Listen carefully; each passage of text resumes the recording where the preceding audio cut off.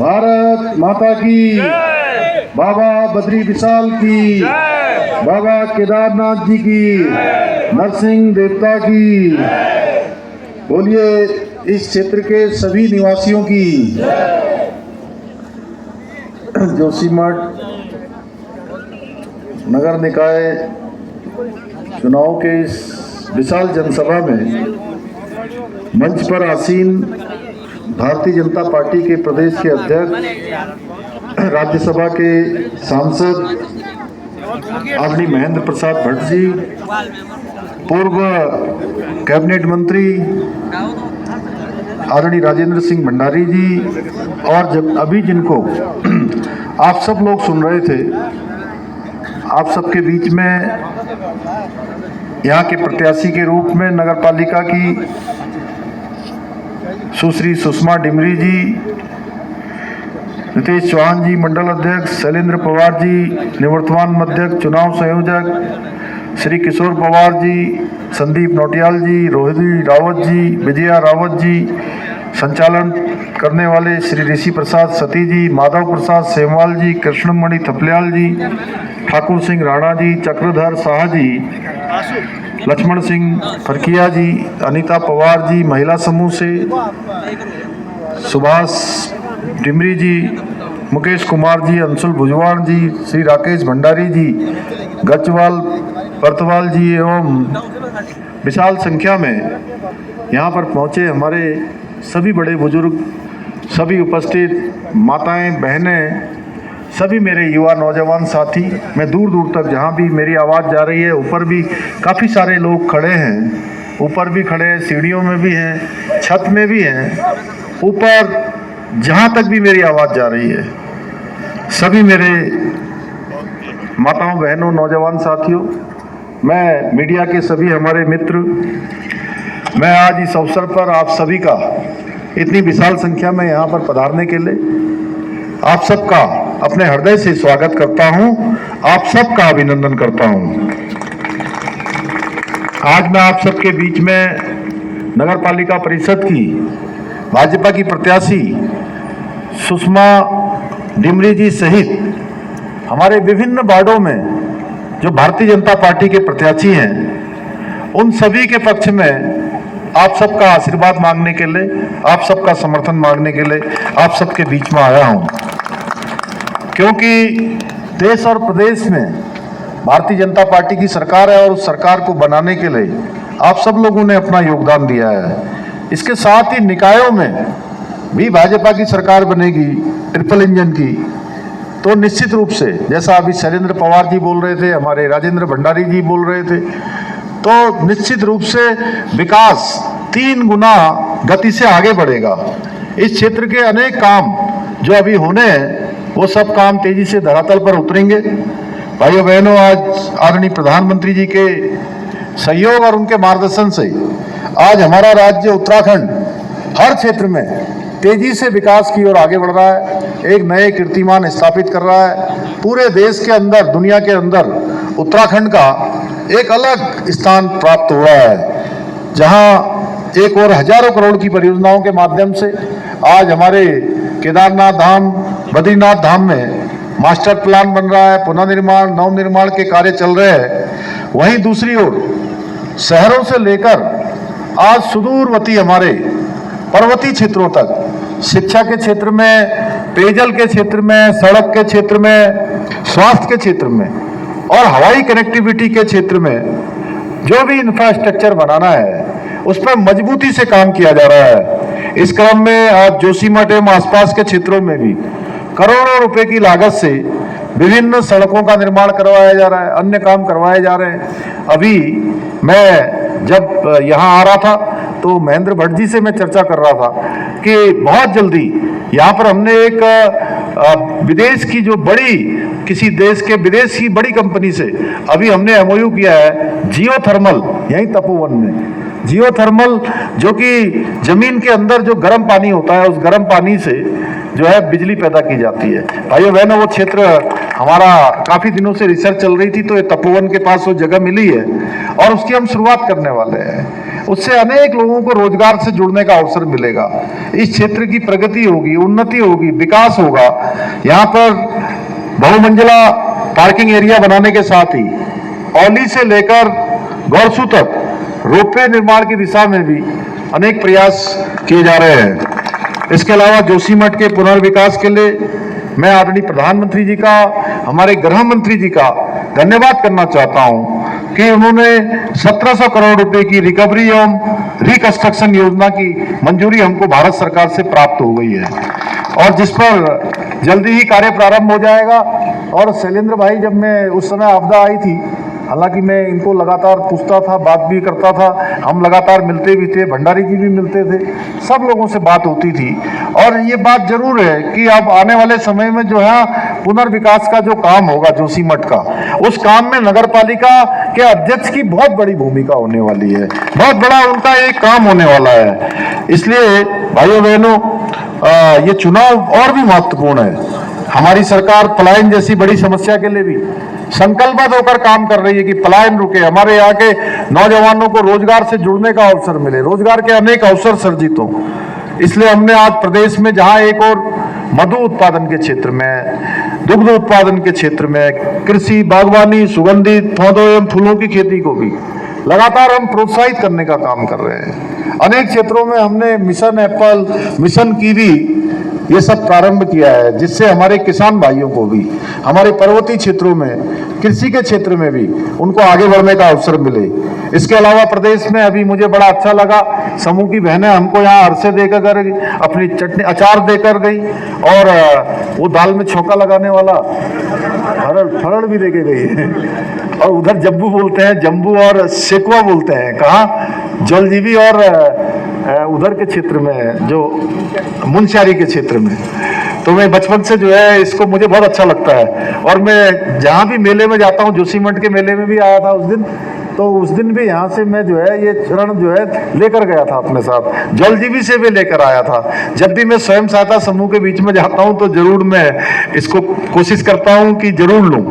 तो प्रदेश में हम होम स्टे योजना, लखपति दीदी योजना और सौर स्वरोजगार योजना, ऐसी अनेक योजनाएं लागू करके आज हम रोजगार और स्वरोजगार को बढ़ाने के लिए निरंतर प्रयास कर रहे हैं। आज इनसे कई हजारों हजार महिलाएं हमारी स्वयं सहायता समूह के माध्यम से रोजगार को प्राप्त हो रही हैं।